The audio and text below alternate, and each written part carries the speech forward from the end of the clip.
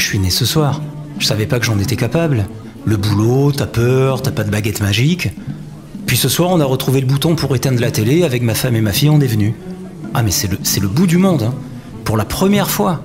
Et pourtant, le rond-point est juste en face. Alors, vos premières impressions? Bah, c'est fou comme les mots que tu croyais avoir oubliés, ils sortent vite. Le jeune gars, à qui t'osais pas parler parce qu'il te paraissait louche. Le voisin que tu croises sans le voir. Et puis tous ces gens simples, comme moi, même blessés, fourbus, ils te sourient encore. Ça, c'est la richesse de l'espoir. Et puis tu vas voir ici, on dit tous les mêmes mots. On existe.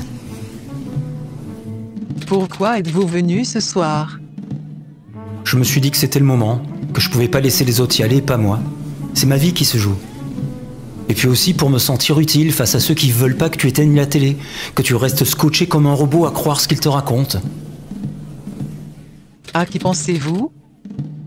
À ceux qui nous ont vendu pendant des décennies du communautarisme, du racisme, de la compétition, compétitivité, croissance, et toute cette culpabilisation d'être toujours celui qui est nul ou qui emmerde les autres. Tout ça pour qu'on se retrouve jamais ensemble sur le rond-point. Ceux qui ont ordonné qu'on nous matraque, qu'on nous gaze, qu'on nous traîne par terre comme des esclaves et des bagnards.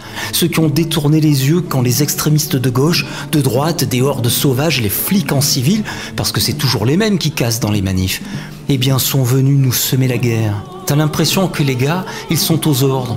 Comme s'il fallait pas qu'on parle de notre cause, la cause légitime de tout un peuple qui se défend. Comme s'il fallait que les journaux télévisés nous montrent que la violence des autres en disant que c'est moi. Mais depuis, on entend d'autres discours dans les médias, non? C'est arrivé tellement subitement que je les trouve tous perdus, insignifiants. Pourtant, avec ce que les Français se sont pris dans la figure depuis des années, ils auraient pu prévoir. Ils essaient de nous cataloguer. Révolte, révolution, jacquerie. Et vu qu'ils ne savent pas, ça commence par manipulation, populisme, et comme d'habitude, ça finira par extrême droite et antisémitisme. C'est toujours pareil. La télé sert à faire peur, pas à informer. Et puis tous ceux qui haïssent tellement la nation, sa solidarité, ses services publics, la culture française, dès qu'ils voient nos drapeaux tricolores, pour eux, t'es forcément un extrémiste de droite. D'ailleurs, c'est pas ce qu'a dit Édouard Philippe? Un Premier ministre qui oublie que c'est son drapeau. Et il défend lequel, lui? Et puis tous ceux qui nous imposent des fins de mois difficiles, et qui en plus, pour partager un gâteau qui n'existe plus, en rajoutent une couche avec toute la misère du monde qui débarque. Si tu poses simplement la question, mais on va faire comment? T'es forcément traité de raciste dans la seconde. Tout ça pour cacher que c'est leur guerre, pour voler leur pétrole, qui font que tous ces pauvres gens deviennent ici de la main-d'œuvre pas chère pour leurs usines. Les industriels et les banquiers se paient des esclaves en se faisant voter des lois qui les arrangent. Et qui vote les lois? Qui détruit les acquis gagnés par nos parents? Donc ce n'est pas que pour le prix de l'essence que vous êtes là? Non, c'est pour arrêter de simplement survivre, pour arrêter ceux qui savent si bien privatiser les gains et mutualiser les dettes. J'en ai assez qu'ils nous fassent croire encore et encore qu'enlever l'ISF en augmentant la CSG, créer des flat tax qui enrichissent la France d'en haut en taxant toujours plus la France d'en bas, c'est bon pour nous.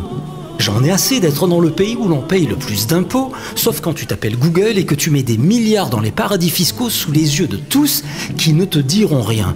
Alors que moi, il faut que je paie toujours plus d'impôts parce que la France a des dettes et que la note, c'est pour moi. Alors aujourd'hui, je veux savoir, il va où tout cet argent?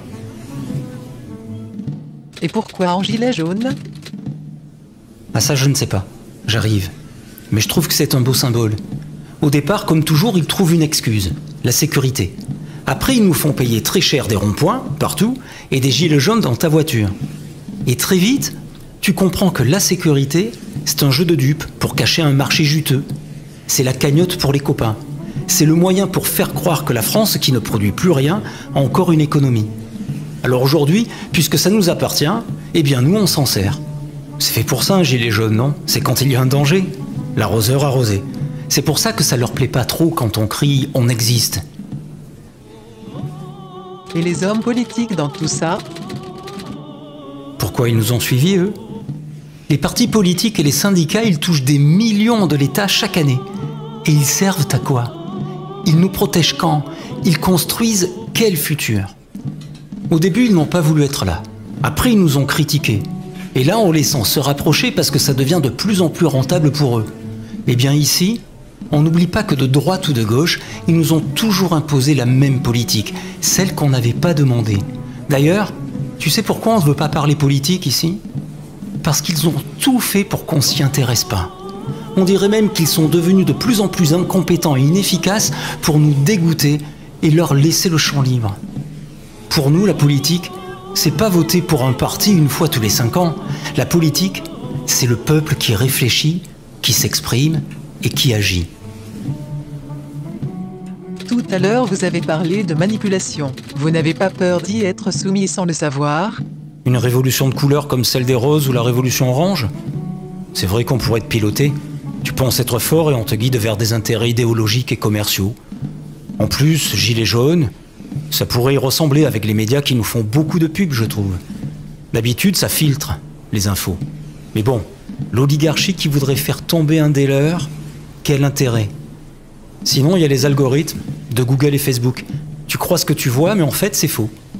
Et là, on pourrait nous faire croire que rester seul, sans aucune structure, on donnerait une opposition unie et efficace face au gouvernement. Je sais pas, mais ça serait une grosse erreur. Non, dans le groupe, ils ont plutôt peur d'un attentat. Soit un vrai, soit un qu'on te sort du chapeau. Ça ferait pleurer toute la France et par respect, c'est normal, on arrêterait tout. Il y en a même un qui a dit qu'on pouvait leur donner une bonne excuse pour une dictature. Une vraie, pire que celle-là. Et vu qu'ils ont déjà inscrit l'état d'urgence dans le droit commun, à force de banaliser la privation de liberté, tout est possible. Et n'avez-vous pas peur de tout perdre? Tout perdre? À force d'être dépouillé de tout, quand on n'a plus rien à gagner, un jour tu te dis que t'as plus rien à perdre. Et puis si les gens veulent une révolution sans risquer de perdre leur iPhone, leur match sur Bein Sport ou leur week-end à Deauville, c'est qu'ils n'ont rien compris. Il faudra pas qu'ils se plaignent si ça s'arrête là. Quelles sont vos revendications à part vivre et non pas simplement survivre? On est venu sur ce rond-point parce qu'on en a assez des députés qui gagnent 5000 € par mois et qui se plaignent de ne pouvoir manger que des pâtes. Tu te rends compte? On s'exprime parce qu'on en a assez de travailler dur comme au temps des rois pour payer le luxe de la France d'en haut, qui se pavane et nous méprise. On s'exprime parce qu'on en a assez de la finance et de ces médias qui mettent au pouvoir celui qu'ils ont choisi eux, pour les servir eux, en nous faisant croire que c'est nous qui les avons élus pour payer l'addition.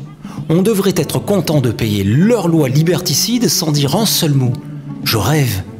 D'ailleurs, on est plus de 80% des Français à être d'accord avec ça. Non ? Et vos propositions? Tu sais, même si Emmanuel Macron nous prend pour des incultes, on sait très bien que c'est pas en étant toujours contre qu'on sera un jour pour. On sait que ce que l'on vit aujourd'hui, c'est aussi de notre faute, parce qu'on a laissé faire depuis trop longtemps. On a pris bien plus de temps à regarder le prix des écrans plats sur Internet qu'à chercher à comprendre ce qui se passait dans nos vies. Et à force, on n'a plus rien compris du tout. On sait aussi que sans structure, on risque d'être infiltré, se retrouver avec des leaders qu'on nous imposerait, qui ne seraient pas des nôtres, de servir simplement de jour de gloire pour certains qui se montrent sans cesse sur les réseaux sociaux, on le sait. On sait aussi qu'on n'est pas un vrai groupe, on est une somme d'individus avec des idées sûrement totalement différentes. Mais avec tout ça, on a su malgré tout se rassembler pour dire non. À nous de savoir si on veut dire oui, ensemble maintenant. Et à quoi et comment. Et si on ne trouve pas, je crois qu'on aura fait tout ça, la pluie, le froid, les coups, pour rien.